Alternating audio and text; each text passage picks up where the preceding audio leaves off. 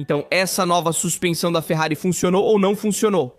Neste vídeo, analisaremos detalhadamente o dia de filmagem da Ferrari e os feedbacks que a equipe de Maranello obteve. Vejamos as impressões dos pilotos e as palavras de Margenet sobre Lewis Hamilton. Vasseur comentou sobre Leclerc devido à sua preferência pelo monegasco. Também precisamos ouvir o que Patrese diz sobre Verstappen, time Antonelli e a situação na Mercedes. Antes de começar, deixe um like de apoio e agora vamos aos detalhes. Ontem, no Mugello, a Ferrari encerrou outro capítulo crucial da temporada com os 200 km do dia de filmagem. As quase 40 voltas serviram principalmente para uma verificação técnica considerada fundamental em Maranello, além de filmar algumas imagens. O dia começou com Charles Leclerc e terminou com o Hamilton, que dividiram igualmente os quilômetros permitidos pelo regulamento. No centro do trabalho está a nova suspensão traseira, um dos detalhes que poderia, ou pelo menos deveria, mudar o comportamento de uma SF25 até agora muito complicada para ser ajustada. O verdadeiro objetivo deste desenvolvimento era muito claro: controlar melhor a altura do solo e abrir a famosa janela de operação do monoposto. Isso resulta em frenagens mais estáveis, comportamento mais suave nas curvas e um desgaste mais previsível dos pneus. Em Maranello, a geometria dos braços superiores da suspensão foi repensada com modificações nos pontos de fixação, chassi e alguns elementos internos. Não é uma mudança radical, mesmo a olho nu, mas de uma confiabilidade técnica que visa diretamente resolver os limites mais irritantes do carro. Na garagem, Loic Serra, o diretor técnico da equipe, também acompanhava o trabalho. Leclerc admitiu que não percebeu mudanças drásticas no volante. Porém, a telemetria contou uma história diferente. A modificação funciona e a palavra dos dados foi promovida. Agora, porém, a parte mais complicada chega em Spa-Francorchamps no próximo fim de semana, entre 25 e 27 de julho, com um fim de semana de sprint. Encontrar o equilíbrio com o pouco tempo disponível será um verdadeiro desafio. A Ferrari levará para a Bélgica a suspensão revisada para finalmente confrontá-la em condições de corrida. Será realmente a virada tão esperada ou apenas mais um pequeno passo em uma temporada que continua a viver de esperanças e interrogações? O Mugello deu as primeiras respostas, agora Spa nos dará o resto se for um bom dia. Leclerc e Hamilton rodaram com a configuração base e pneus demo, sem poder modificar as configurações durante o processo. Afinal, 40 voltas são realmente poucas, por isso o verdadeiro potencial dessa suspensão será melhor compreendido em Spa. Mas certamente a equipe escolheu uma configuração mais próxima do chão. Isso permite aproveitar melhor os canais Venturi e ir mais rápido nas curvas rápidas. Isso foi visto no Mugello devido ao novo fundo e suspensão. Há menos risco de desgastar o plank após a desqualificação da Ferrari que vimos na China devido ao desgaste excessivo do plank. Este é uma pequena atualização para melhorar essa condição, mas o que realmente mudou na SF25...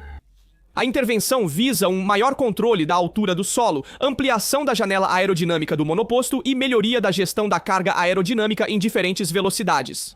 O objetivo também é reduzir o estresse no fundo e aproveitar melhor os pneus. Em suma, a Ferrari, desde o início da temporada, teve que conviver com um carro instável e difícil de controlar. A equipe sempre tentou equilibrar a carga aerodinâmica com o controle dinâmico, muitas vezes aceitando compromissos dolorosos em termos de desempenho puro. Essa modificação, no entanto, pode mudar o jogo, pelo menos teoricamente, porque o verdadeiro teste chegará em Spa. E continua, portanto, a análise dos dados dos testes em Mugello para tentar melhorar a segunda parte do Mundial da Ferrari. E se de um lado temos a parte técnica da Ferrari, do outro também temos que ver a parte humana da equipe. Porque Charles Leclerc tem um fim de semana amargo. Silverstone terminou na 14ª posição e fez uma autocrítica que gerou muita discussão. O monegasco ficou em sexto na qualificação em Silverstone e terminou em 14º lugar. Não é a primeira vez que Leclerc se coloca sob acusação. Memorável o som estúpido repetido do rádio da equipe após o erro na qualificação em Baku em 2019. Mas desta vez, quem também fala é quem o lidera de perto, o chefe da equipe, Frédéric Vasseur, que traça um perfil claro do seu piloto. Uma das grandes qualidades de Charles sempre foi sua capacidade de se repreender, explicou Vasseur. Mas às vezes ele exagera nisso. Eu aprecio que um piloto saiba dizer é minha culpa, porque assim não leva a equipe para o caminho errado. Os pilotos são humanos, cometem erros como todos e admitir isso é importante. Vasseur entende que uma autocrítica equilibrada pode ser benéfica em um ambiente de trabalho, mas se excessiva pode se tornar contraproducente. O risco para Leclerc é o de se desgastar internamente quando mais precisa de clareza para enfrentar o momento mais delicado da temporada. Dizemos há algum tempo que Leclerc tem muitos dons e qualidades, sendo um piloto muito rápido e talentoso. No entanto, acontece de ele ser muito autocrítico consigo mesmo, e isso pode ser útil em alguns momentos, porque o estimula a fazer melhor e nunca se acomoda nos louros. No entanto, ao mesmo tempo, essa autocrítica excessiva poderia desgastá-lo internamente. Ele não deveria carregar toda essa pressão sozinho, mas dividi-la com a equipe para sofrer menos os picos de pressão da pista. A maior responsabilidade é do piloto, mas há toda uma equipe por trás trabalhando nisso. E é importante para o piloto criar um ambiente dentro da equipe que não faça sentir aquela pressão que existe externamente. Isso é crucial. Na Ferrari, os campeões do mundo fazem isso como Max Verstappen e Lewis Hamilton fizeram em suas equipes. É um pequeno detalhe que poderia torná-lo um piloto ainda mais completo. Veremos se ele também melhorará neste aspecto. Porque é uma crítica que vem do próprio Vasseur, que tem um ótimo relacionamento com Charles, mas sabe quais são seus pontos fortes e fracos. Após as palavras de Martinet sobre Lewis Hamilton, espera-se que Norris e Piastri disputem o campeonato até o final. Estamos na disputa com Mercedes e Red Bull pelo vice-campeonato de construtores. Um resultado importante que recompensa o trabalho em equipe e empenho dos pilotos, afirmou Martinet. Ele também mencionou os desafios enfrentados por Hamilton. Apesar de uma vitória na corrida sprint na China e alguns bons momentos, ele enfrentou uma primeira metade de temporada desafiadora. Segundo o colaborador espanhol, o 7 vezes campeão está simplesmente enfrentando o processo normal de adaptação a um novo ambiente técnico e humano. Mudar de equipe após 12 anos é sempre desafiador, não apenas para o Lewis, mas para qualquer piloto que enfrenta essa situação. É preciso tempo para entender o carro, o método de trabalho e a equipe. na Áustria. Provavelmente disputou sua melhor corrida, exceto a sprint. E então acrescentou que tenho a sensação de que Lewis está se adaptando cada vez melhor. Mas a verdadeira questão é se a Ferrari será capaz de fornecer a ele um carro competitivo. Mark afirma. Podemos ser otimistas sobre 2026, mas até colocarmos na pista, ninguém poderá ter certeza. Vários pontos afetam a capacidade de Hamilton de se adaptar à Ferrari, como idade e reflexos. Obviamente, Hamilton já passou dos 40 anos e é um tipo diferente de piloto. Então, ele está enfrentando uma nova etapa na carreira como Alonso fez. Ele tem um hábito, outra filosofia técnica, aquela da Mercedes com a qual conviveu por 12 anos, com uma cultura corporativa totalmente diferente. Ele deve adaptar seu estilo de direção a este SF25 que é totalmente diferente. Ele não o desenvolveu de acordo com suas necessidades. E é por isso que seu foco mental está voltado para 2026...